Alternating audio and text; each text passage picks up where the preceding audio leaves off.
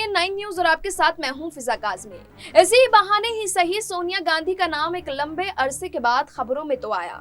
खबर है कि कांग्रेस पार्टी के अंतरिम अध्यक्ष सोनिया गांधी ने डीएमके अध्यक्ष एमके स्टालिन से फोन पर बातचीत की है। मकसद था स्टालिन से डीएमके कांग्रेस पार्टी के बीच विधानसभा चुनाव के लिए सीट शेयरिंग की बातचीत में आए गतिरोध को दूर करना। तमिलनाडु में चुनाव प्रक्रिया की शुरुआत 12 मार्च से होगी, जिस दिन सभी 234 निर्वाचन क्षेत्रों में नामांकन भरने की शुरुआत हो जाएगी।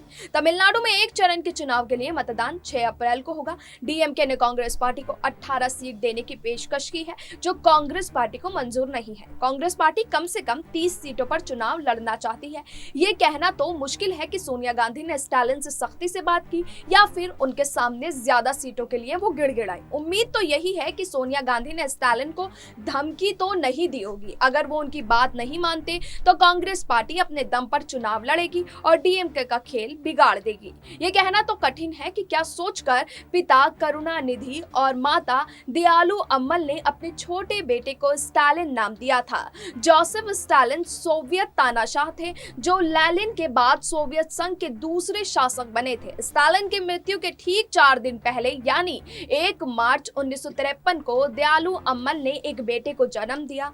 स्टालिन की मृत्यु के पश्चात करुणानिधि ने अपने नवजात बेटे को स्टालिन नाम दे दिया। एमके स्टालिन अपने नाम को शुरू से ही सार्थक करने में लगे हैं और ठीक जोसेफ स्टालिन की तरह तमिलनाडु के स्टालिन भी किसी तानाशाह से कम नहीं है। जो भी उनके रास्ते में आया उसका बुरा हाल हुआ। इस बात के गवाह उनके बड़े भाई एमके अलगिरी हैं, जिन्हें स्टालिन ने पिता के जीते जी ही पार्टी से निकाल फेंक दिया था। अब स्टालिन विधानसभा में नेता प्रतिपक्ष और डीएमके अध्यक्ष दोनों पद संभाल रहे हैं, ताकि कोई और पावर का दावेदार उभर कर सामने ना आ जाए। अब जबकि ओपिनियन पोल्स ने कहा है कि डीएमके 10 सालों के बाद सत्ता प्राप्ति के करीब है, स्टालिन किसी और की ज्यादा सुनने के मूड में नहीं है, चाहे वो उनकी सहयोगी कांग्रेस पार्टी क्यों ना हो। वैसे भी कांग्रेस पार्टी की ज्यादा सीटों पर दावेदारी बनती नहीं है। 2011 के चुनाव में कांग्रेस पार्टी 63 सीटों पर चुनाव लड़ी थी, लेकिन मात्र 5 सीटें ही जीत पाई थी, जबकि 2016 में इसमें थोड़ी सी ही बढ़ोतरी दिखी। कांग्रेस पार्टी 41 सीटों पर चुनाव लड़ी और 8 सीटों पर जीत हासिल कर सकी। वहीं दूसरी तरफ डीएमके का फैसला किया कि वो ज्यादा सीटों पर चुनाव लड़ेगी। फायदेमंद साबित हुआ।